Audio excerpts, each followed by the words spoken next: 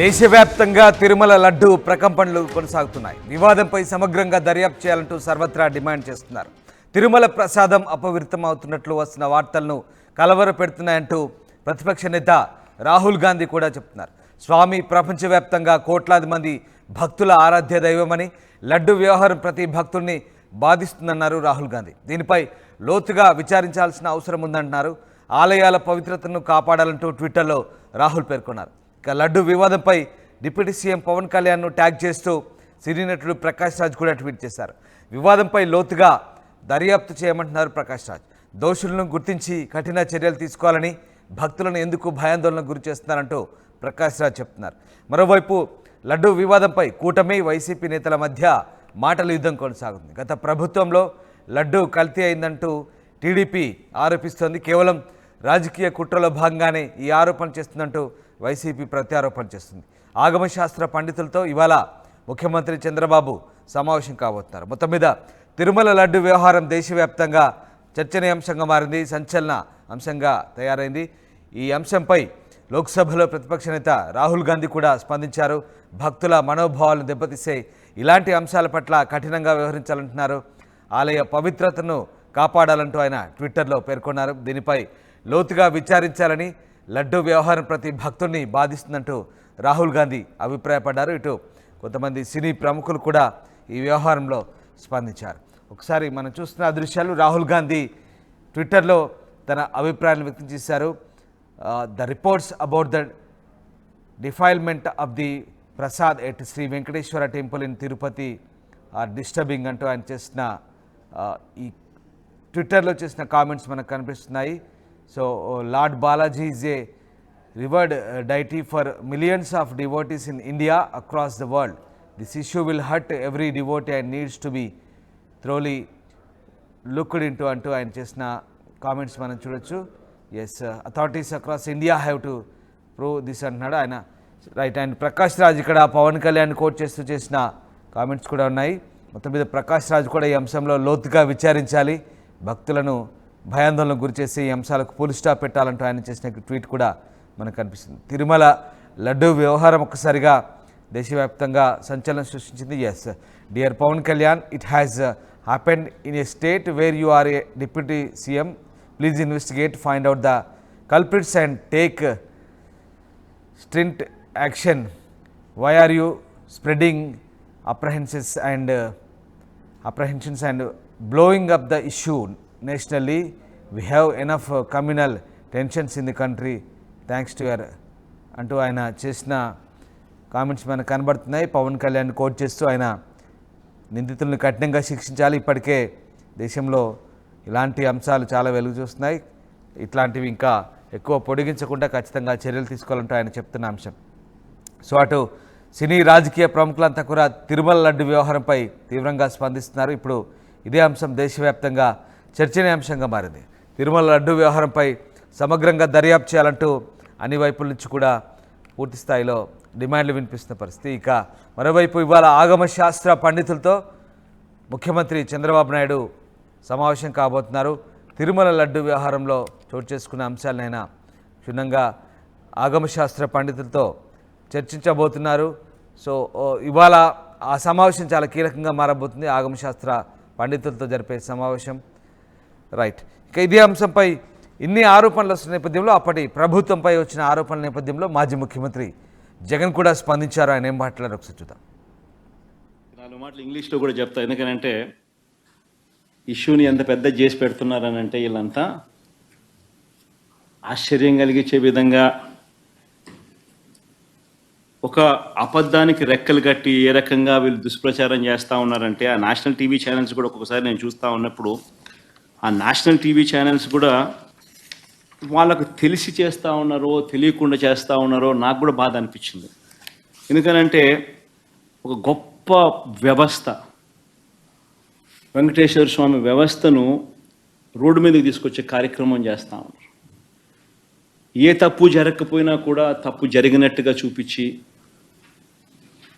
మన రాష్ట్ర పరువును, వెంకటేశ్వర స్వామి దేవాలయ పరువును బజారుకిడ్చే కార్యక్రమం జరుగుతూ ఉంది. కాబట్టి ఇంగ్లీష్లో కూడా 4 మాటలు చెప్పి నేషనల్ టీవీ ఛానల్స్కి కూడా జరుగుతూ ఉన్న విషయాల గురించి అవగాహన కల్పించాల్సిన అవసరం ఉంది. నిజంగా ఇది ప్రైమ్ మినిస్టర్కు లేఖ రాస్తాం, దీని తర్వాత సుప్రీంకోర్టు చీఫ్ జస్టిస్ గారికి కూడా లేఖ రాస్తాం. దీని తర్వాత చంద్రబాబు నాయుడు గారు అనే వ్యక్తి తన రాజకీయ యావ కోసం దురుద్దేశంతో తిరుమల తిరుపతి వెంకటేశ్వర స్వామి ఆలయాన్ని భ్రష్టు పట్టించే విధంగా తాను మలాయిన్ చేసే కార్యక్రమం చేయడం ధర్మమేనా, దీని మీద ఎంక్వైరీ జరగాలి, చంద్రబాబు నాయుడు గారికి అక్షింతలు పడాలి అని చెప్పి కూడా లేఖ రాస్తాం. మొత్తం మీద తిరుమల లడ్డు ప్రకంపనలు దేశవ్యాప్తంగా కొనసాగుతున్న ఈ వివాదంపై సమగ్రంగా దర్యాప్తు చేయాలంటూ సర్వత్రా డిమాండ్ వినిపిస్తుంది. తిరుమల ప్రసాదం అపవిత్రం అవుతున్నట్టుగా వస్తున్న వార్తలు కలవరపెడుతున్నాయంటూ రాహుల్ గాంధీ ట్విట్టర్లో పేర్కొన్నారు. ప్రపంచవ్యాప్తంగా స్వామి కోట్లాది మంది భక్తుల ఆరాధ్య దైవమని, లడ్డు వ్యవహారం ప్రతి భక్తుల్ని బాధిస్తున్నట్టు అటు రాహుల్ చెప్తుంటే, మరోవైపు ప్రకాష్ రాజ్ కూడా మీరు అధికారంలో ఉన్నటువంటి రాష్ట్రంలో ఇలాంటి వ్యవహారాలపై కఠినంగా వ్యవహరించాలంటూ డిప్యూటీ సీఎంను కోట్ చేస్తూ ఆయన ట్వీట్ చేశారు. సో ఈ రకంగా రాజకీయ ప్రకంపనలు అయితే రేగుతుంది. ముఖ్యంగా జాతీయ మీడియాలో కూడా ప్రధానంగా ఈ వార్త చక్కర్లు కొడుతుంది. తిరుమల లడ్డు వ్యవహారం కోట్లాది మంది భక్తుల మనోభావాలతో ముడిపడి ఉన్న అంశం నేపథ్యంలో ఇటు దేశం వ్యాప్తంగానే కాదు ప్రపంచవ్యాప్తంగా కూడా ప్రస్తుతం ఈ అంశం తీవ్ర కలకలం రేపుతుంది. అయితే ఇదే అంశంపై ఏపీలో బీజేపీ నేత ఆదినారాయణ రెడ్డి స్పందించారు. ఆయన ఏం మాట్లాడారో ఆర్టీవీతో ఎక్స్క్లూజివ్ ఒకసారి చూద్దాం. తిరుమల లడ్డు వ్యవహారం రాజకీయ కోణం తీసుకుందని చెప్పాలి. పూర్తిగా రాజకీయాలు పెద్ద ఎత్తున విమర్శలు వస్తున్న నేపథ్యంలో రాష్ట్ర ప్రభుత్వం ఏ విధంగా ముందుకు వెళ్తుంది, ముఖ్యంగా కూటమి ప్రభుత్వం ఏ విధంగా ముందుకు వెళ్ళబోతుందో తెలుస్తున్నాం. ప్రస్తుతం మనతో పాటు జమ్మలమడుగు ఎమ్మెల్యే ఆదినారాయణ సార్, ఏంటి సార్ అంటే మీ ముఖ్యమంత్రి ఒక సెన్సేషనల్ కామెంట్ చేశారు. ఇప్పుడు కౌంటర్గా వైసీపీ హైకోర్టుకు వెళ్ళింది, సిట్టింగ్ జడ్జితో విచారణ జరిపించాలని చెప్తుంది. మరి కాసేపట్లో జగన్ కూడా ప్రెస్ మీట్ పెడుతున్నారు, ఏం చెప్తారు? అసలు జగన్ ఏ తప్పును ఒప్పుకోడు, తప్పులు ఎన్నువారు తమ తప్పులు ఎరగారు. జగన్మోహన్ రెడ్డి ఏ పని చేసినా దరిద్రమే. అందులో ఇది అత్యంత ఘోరమైన నీచమైన కార్యక్రమం. వాళ్ళను సెలెక్ట్ చేయడమే తప్పు. భూమన కరుణాకర్ రెడ్డి వాళ్ళ రిలేటివ్, వైవి సుబ్బారెడ్డి వాళ్ళ రిలేటివ్, ధర్మారెడ్డికి ఎలిజిబిలిటీ లేకుండా తీసుకోవడమే మరొక తప్పు. అతనికి తన కొడుకు చనిపోయినా కనీసం సెంటిమెంట్ కూడా లేదు. ఎన్ని కావాలంటే అన్ని తప్పులు. ఇది వాళ్ళకు కామన్ అయింది తప్పులు చేయడం. అందులో ఇది ఒక చిన్న తప్పుగా భావించారు. ఈ దరిద్రం పట్టింది. కోట్ల మంది భక్తుల మనోభావాలకు సంబంధించిన ఇష్యూని కూటమి ప్రభుత్వం ఏ విధంగా సార్ట్అవుట్ చేయబోతుంది? అసలు సీరియస్గా తీసుకొని ఈరోజు ల్యాబ్ టెస్ట్లో కూడా చేస్తే వాస్తవం ఆ కంటెంట్ నూనె కంటెంట్ వాడినారంటే అసలు వాళ్ళ ఆలోచనే మానవులకు రాదు. ఆలోచన దానవత్వం కంటే కూడా దరిద్రుడు, దానవత్వానికి మించిన దరిద్రుడు. షర్మిల కొద్దిసేపు సిబిఐ ఎంక్వైరీ చేయాలి, కేంద్రాన్ని లేఖ రాస్తా అని చెప్తున్నారు. దాని గురించి ఏం చెప్తారు? అసలు ఎంత పెద్ద ఎంక్వైరీ చేసినా మంచిదే. ఆమె కోరిక కాదు, మా కోరిక కూడా సిబిఐ జరగాల్సిందే. ఇంకా ఏమన్నా ఉంటే రీసెర్చ్ చేయాల్సిందే దీనిపైన. ఎందుకంటే ఇంత దరిద్రంగా ఆలోచన వచ్చినప్పుడు గట్టిగా చర్య తీసుకోవడం చాలా మంచిది కూడా. వరుసగా వైసీపీని పార్టీ నేతలందరూ పెడుతున్నారు. బాలినేని శ్రీనివాసరెడ్డి కూడా నిన్న ఆయనకి విశ్వసనీయత లేదని మాట్లాడుతూ బయటకు వచ్చేసారు. వాస్తవం అది.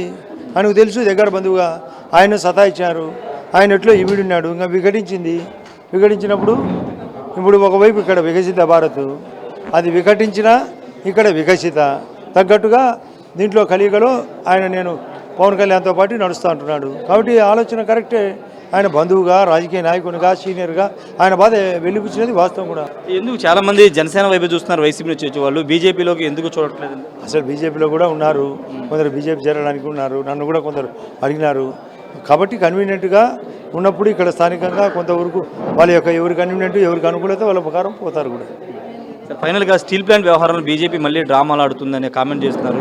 దీని మీద మీరేం చెప్తారు? ఆ డ్రామా ఆడే వాళ్ళ మాటలు డ్రామా మాస్టర్లే డ్రామాలు. ఈరోజు కూడా 500 కోట్ల రూపాయలు అదనంగా ఇచ్చేదానికి రెడీ అని తెలిసిన తర్వాత కూడా కుమారస్వామి గారు స్వయంగా వచ్చి దాన్ని కాపాడుకునే బాధ్యత మాది అన్న తర్వాత నష్టాలు కూడా రాకుండా చూడాల్సిన బాధ్యత కార్మిక శాఖకు కూడా ఉంది అనే విషయాన్ని ముఖ్యంగా ముఖ్యమంత్రి గారు తగిన అక్కడ లోకల్ ఎమ్మెల్యేలకు, ఎంపీలకు కూడా చెప్పడం జరిగింది. నష్టాలు రాకుండా జాగ్రత్తగా అధికారులు కానీ జాగ్రత్తగా పనిచేస్తే నష్టాలు రావు కూడా. కార్మిక శాఖ కూడా జాగ్రత్తగా పనిచేస్తే నష్టాలు రావు. Right, thank you sir. ఖచ్చితంగా సిబిఐ ఎంక్వైరీ కాదు, ఇంకా చాలా ఎంక్వైరీలు వేయాల్సిన అవసరం ఉంది. గత ప్రభుత్వ హయాంలోనే ఇదంతా జరిగింది. జగన్ చేసిన తప్పుడు ఏది కూడా ఒప్పుకోడు కాబట్టి దీన్ని కూడా ఒప్పుకోవట్లేదని చెప్తున్నారు. తర్వాత బాలినేనితో పాటు చాలామంది వెళ్తున్నారు. జగన్ వ్యవహారం తెలిసింది కాబట్టి బయటకు వెళ్తున్నారని చెప్తున్నారు.